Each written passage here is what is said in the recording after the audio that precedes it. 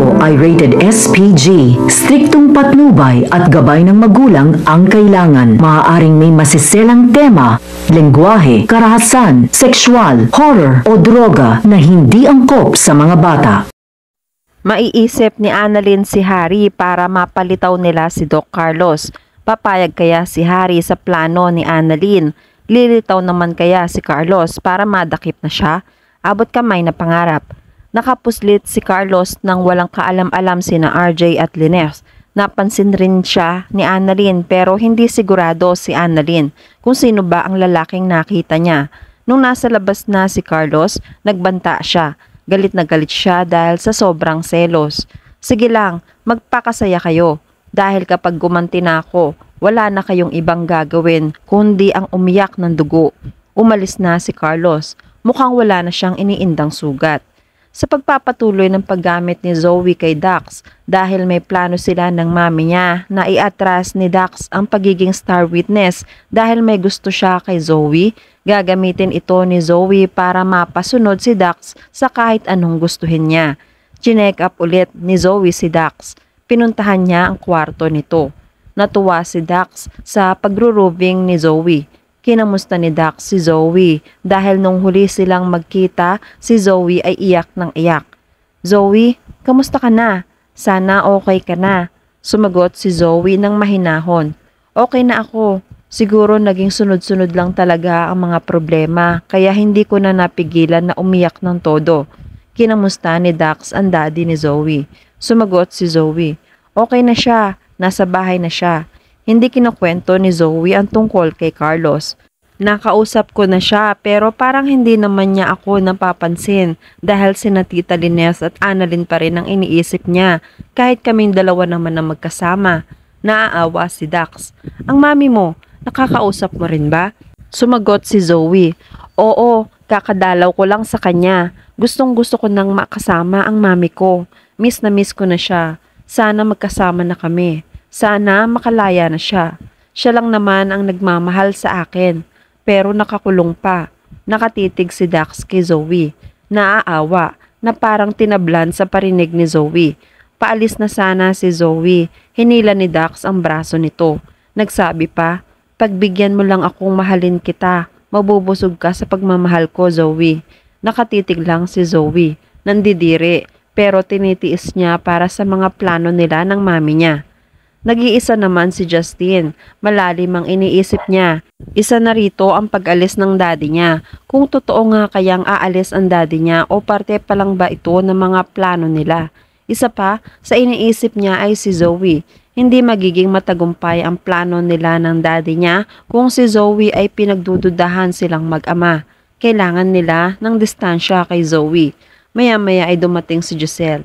Sabi niya, Justin, pwede ba kita makausap? Tumango si Justin.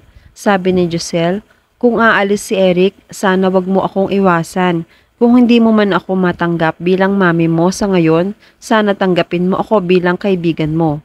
Napalingon si Justin. Pwede naman, pero are you willing to do everything para maging okay tayo? Sumagot si Giselle. Of course. Justin, I've said this so many times. Gagawin ko ang lahat makabawi lang sa'yo. Sabay tingin niya kay Justin. Tumayo naman si Justin. Ang sabi niya, tanggalin mo si Zoe sa Apex. Nagulat si Giselle. Parang imposible naman ang hinihiling ni Justin dahil anak siya ni Obeng. Sila naman ni Obeng ang magkakasamaan ng loob kung tatanggalin ang anak nito. Hindi makakibo agad si Giselle. What? Ang hirap naman ng pinapagawa mo. Is there something wrong between you and Zoe? Kahit na maldita si Zoe, magaling siyang doktor. Kailangan pa rin siya ng Apex. Napikon si Justin. Then, parang sinabi mo na rin na hindi na tayo magiging okay. Sabay walk out ni Justin.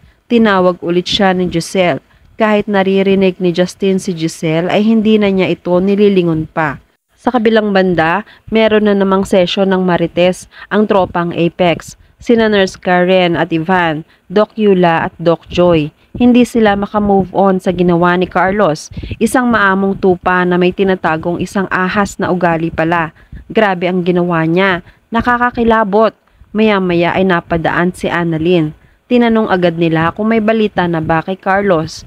Ilang araw na rin siyang nakakapagtago pero wala pa ring update ang mga pulis. Sagot ni Annalyn, wala pa rin balita tungkol kay Doc Carlos. Sana naman makonsensya siya. Sana sumuko siya sa mga pulis para mapanagutan na niya ang mga kasalanan niya, lalo na kay Tita Irene. Nagtanong si Nurse Ivan. Annalyn, kamusta si Tita Lines pagkatapos ng mga nangyaring ito? Ayos lang ba siya? Naghihintay ng sagot ang mga marites. Sagot ni Annalyn, nagkatroma nga na naman si nanay. Nung isang araw lang, namalikmata siya. Akala niya si Doc Carlos ang nakita niya sa bahay. Pero, ang pinagtataka ko lang, may nakita rin akong isang taong nagmamadali sa labas. Hindi ako sigurado kung si Doc Carlos ba yon kasi hindi ko nakita ang mukha at nagmamadali eh. Nag-react na ang mga marites. Naku, sigurado kami si Doc Carlos nga yun. Mag-ingat kayo. Dapat i-report na yan sa pulis. Pinakalma sila ni Annalyn. Teka, hindi pa naman sigurado kung si Doc Carlos nga yung nakita ko. Huwag muna tayo magpadalos-dalos. Kasi kung sabihin ko yan sa mga pulis nang wala akong proof, hindi rin naman nila ako paniniwalaan. Nagkomento naman si Doc Yula. Naisip ko lang ha, kung nandito talaga si Doc Carlos, sure ako kung saan siya pupunta. Sino lang ba ang kamag-anak niya rito? Sabay-sabay silang sumagot. Kay Harry, sumagot si Nurse Karen. Kailangan natin bantayan si Harry. Baka siya na ang magiging daan para matuntun na yang si Doc Carlos. Hindi makakibo si Annalyn. Tiwala na rin naman siya kay Harry dahil sa mga ginawa nitong hindi pagkampi sa daddy niya sa mga kasalanan nito. Pero naisip niya na kausapin si Harry para magawa nitong sumulpot. Sa ganon, baka matrap nila si Carlos para mahuli na. Gagamitin niya si Harry sa mabuting paraan. May tinatagong plano naman si Eric. Hindi siya aalis ng bansa. Magtatago lang siya para tulungan si Moira. Nagsimula na siya sa unang hakbang niya para kay Moira. Dinalaw ni Eric si Moira sa kulungan. Hindi naman inaasahan ni Moira na si Eric ang madadatnan niya. Nagulat siya. Eric, ikaw? Anong ginagawa mo dito? Sumagot si Eric. Sabihin nating dinalaw ka ng isang bagong kaibigan. Nabigla si Moira. Kaibigan? Bakit? Ang malas ko naman, ikaw lang pala ang dadalaw. Akala ko pa naman kung sino. Sumagot si Eric. Hindi malas, Moira. Sabihin rin nating it's your lucky day cause I will help you. Sabi ni Moira. Tulong? Anong klaseng tulong naman yan? Sabi ni Eric, I will give you the best lawyer and the money that you need. Nagtataka pa rin si Moira. Nagtanong siya kung bakit. Sumagot si Eric. Para makalaya ka. Pero naguguluhan pa rin si Moira. Nagtanong ulit siya ng bakit. Nagpaliwanag na si Eric. Pwede bang maupo ka muna para makapag-usap tayo ng maayos?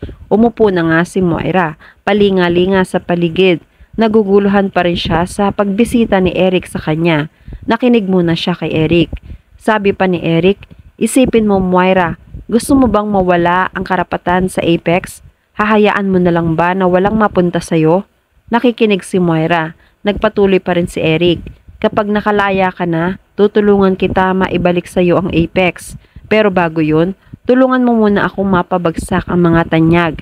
Nang laki na ang mga mata ni Moira, alam niya na ang kalaban ng tanyag si Eric. Napapailing siya. Wait, tanyag din ang anak kong si Zoe. Makakasama ba siya sa mga pinaplano mo? Hindi ko naiintindihan kung ano ang atraso nila sa'yo, pero gusto kong makalaya. Sagot naman ni Eric.